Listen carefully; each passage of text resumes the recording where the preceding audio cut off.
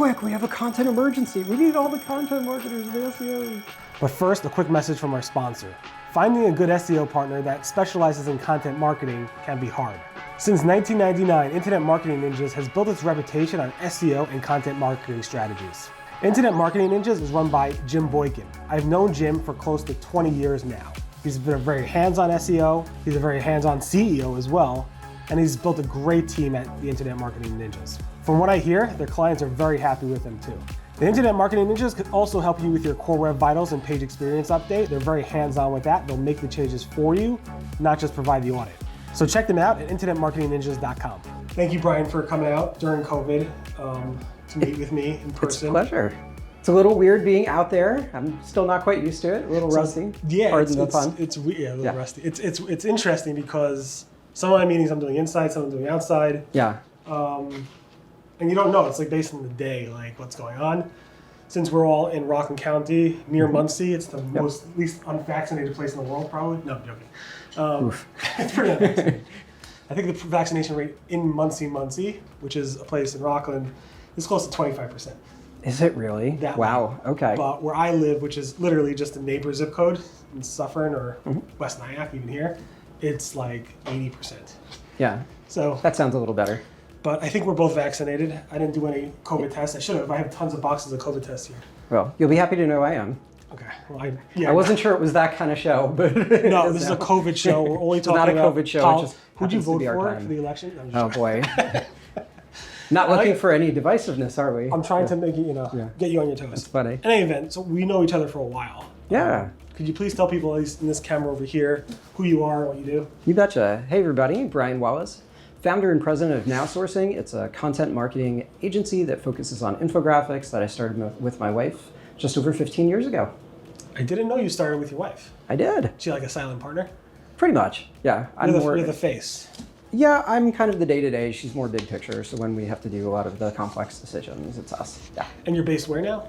So originally from here. So the story, a lot of people are like, I know you seem very New York, Brian. So clearly, like, there's some New York story, and you're right. Originally from Brooklyn, grew up in Rockland County in Pomona, which is why all the Rockland connection. Right. Spent quite a bit of time in Louisville, Kentucky, and these days for about the last 6 years or so now in Cincinnati, Ohio. And since COVID, we're 100% virtual, so all of that becomes even weirder. But we're all in the same time zone. Yeah. That's great. Yeah. So it's interesting. So I know we met up for a lunch.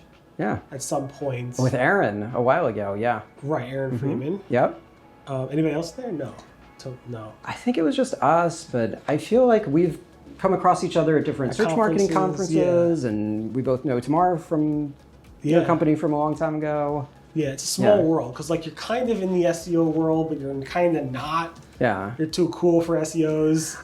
I don't know about that. I think that I personally think SEOs are pretty cool. I think that a lot of people in the world just think that they have the one magic way of doing all of it. So I'm going to do content, and that's going to solve all the world's problems. I'm going to do SEO, I'm going to do sales, I'm going to do inbound, I'm going to do PPC and Facebook ads. It's like you need all of these things for a well-rounded argument against all of it. And more importantly, all these things need to work together instead of at odds with each other. So when did you first get into this whole content, SEO, online marketing space? How many years ago? Yeah, I mean, before all of this stuff, I was a technologist. So I spent a good 8 to 10 years or so in technology. I like technology, but I find that a lot of people are not such communicators in technology. And a lot of times, how shall we say this? Everybody just wants technology to work, but when it doesn't work, everybody's just getting mad at you. So after all that time in technology, I really wanted to work and just start my own company. And right back in the day, this was like the very dawn of social media. And I said, wow, I sure like this social media stuff a lot more than just plain old technology. And I don't know, like in the late 2000s, I felt like a lot of people were trying to be a social media expert because they could go retweet Mashable or whatever, whatever the qualifications are, which there's no barrier of entry.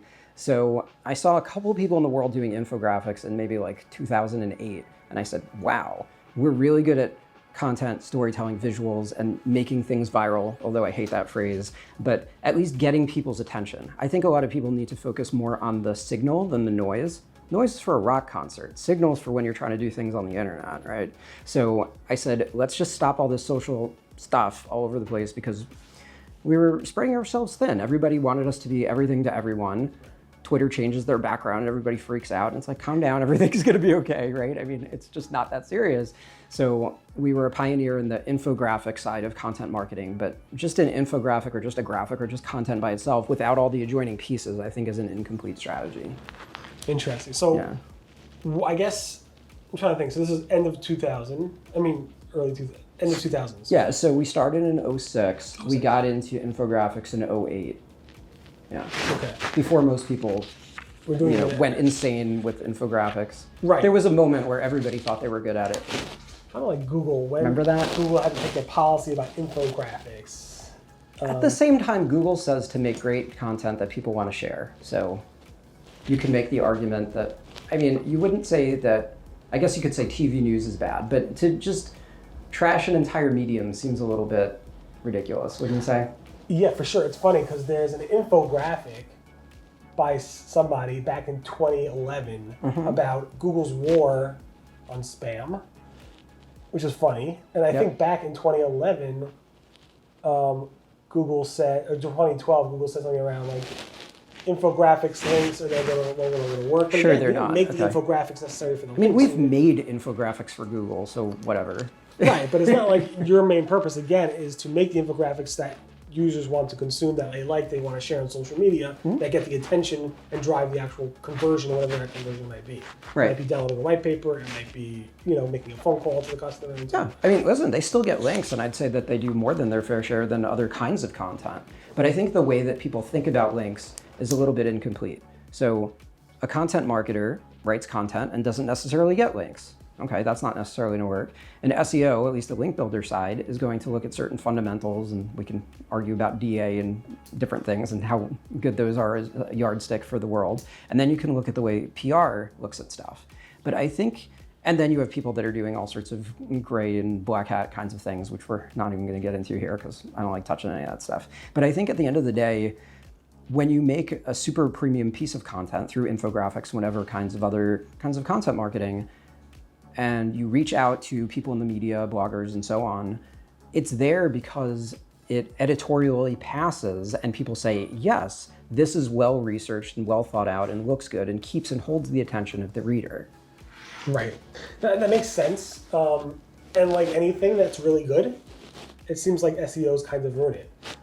You know what I'm saying? Well, marketers ruin everything. It's not just the SEOs. Oh, so we can't just blame SEOs for ruining infographics. I mean, it's not ruined. Infographics still work well. It's just like when I get me knowing SEO so well, when I see an infographic, just to be clear, often I think they just want links. Right, and a lot of them do, but like everyone wants links. So at the same time, if it's good, right, you could probably put your preconceived notion aside and say, hey, you know what? I got to hand it in. This is really good. Why wouldn't it get the link? Right? So yeah, I mean, as much as SEOs ruin everything, there was just a moment where I think too many people got overly aggressive and they cut too many steps out of it. Right. So people just thought that just because it's an infographic, it's magic. I mean, what's the barrier of entry of making an infographic, right? Like, what's a blog post? You could write hello world, publish it, now you're a blogger, right? It's that simple. Like, you haven't been working on anything for years and years, right? I mean, people devalue what the upper echelon of people that are really on their game trying to make that kind of content. I think your point is, like, anybody, like, you're right, anybody can write a blog post, anybody can make a video, anybody could make an infographic, but the content that goes into those areas is what sets it apart. Oh, yeah. So I see lots of infographics that repurpose even my content. And something like, oh, I have this great infographic about the past Google updates in the past year. Right. And like, how's it any different than what I wrote over the past year? Well, it's an infographic. Okay, great. But there's some people who create infographics that have unique data and research behind it that wasn't published before, and maybe it's a supplemental to the actual published content, so people want to consume it. I know a while back, I think I was about to hire you for something. I didn't end up hiring you, not because it wasn't quality work, is because I no longer had that product to actually sell. Yeah. But it was some data that I had that was unique above everybody else. And I'm like, how could I kind of summarize this data in an anonymized way that could then drive more business to my product? Yeah, and that's what a lot of people are doing. They're doing it to increase in the search rate. They're trying to put out their product or service, but it's really like every kind of industry, every kind of category. We don't just service an individual market. At the same time, a lot of SEOs hire us, but other kinds of marketers and PR places do also. Yeah. For sure.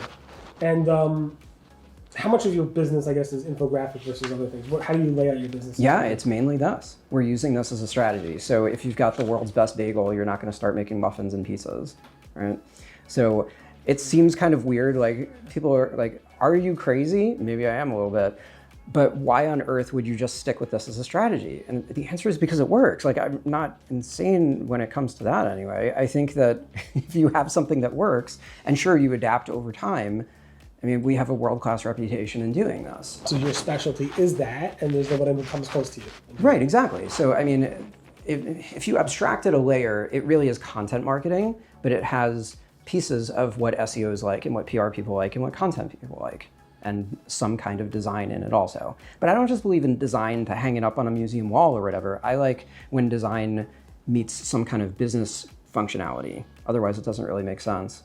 We had a pretty famous case that I think really kind of proves the point, if I may. No, I was going to ask for examples, so thank you. Yeah, so I'd say one of our biggest claim to fame was in the sports world. Not that I mean, if you look at what we do, it's basically like we're playing Trivial Pursuit, where it's every kind of category imaginable. I could start the morning talking about cryptocurrency, and then we're talking about pet food, then we're talking about B2B, cybersecurity, whatever. But once upon a time, there was a particular basketball player whose agent said, we've seen all this great stuff you do. Can you go get this guy a great contract? And we're like, well, that's kind of an insane ask. So sure, why not? Let's give it a try. So I'm sure many of you have heard the story, read the book, seen the movie Moneyball, sports analytics, sabermetrics. It's basically when you take sports stats and put it into that kind of realm. So they made a great movie, obviously, on that. But a bunch of the other sports were really kind of slow when it came to that story. So we said, hey, there's a huge paradigm shift that's happening in basketball, sort of like what was going on in baseball. Case in point, this guy, he's just starting his career, he's kind of getting underplayed, but when you actually look at the heart and soul of how he plays, how he's like just this quiet role model, and all the stats, when we put that story together with the advanced analytics and the design and trying to get that into the media went crazy for it. It was all over, top tier sports media, all sorts of anchors were tweeting it. It was all over the forums, and this influenced the game enough that by the trade deadline, instead of getting the league minimum, he got a $64 million deal and then got a $180 million follow-up. So, we can talk about Google's policies about infographics being dead and SEOs kind of giving it shade, but at the same time, the ones that aren't are also hiring us. So, right, yeah, 100%. It's like anything, it's how you use it. Right, exactly, exactly. So that's a very good example. I guess that led to more people in that industry using infographics for that purpose? I would think so. I mean, it kind of took a lot of people by surprise that you could actually do that, because that is kind of a crazy thing to do. But yeah, I mean, we keep busy, like I said, in a lot of different industries. And I think a lot of people just think, oh, there's this one moment, this one stage, this one speech, this one link, this one whatever. And the world doesn't work like that, right? A lot of times I think you're almost better from all of your failures, or at least just a continuous run of successes. So I don't just say, oh, well, we had this one thing happen once, so I guess we'll just hang it up for the day. No, of course not. Which leads me to the next question. How do you measure the success of these infographics? Oh boy, that's a tough one.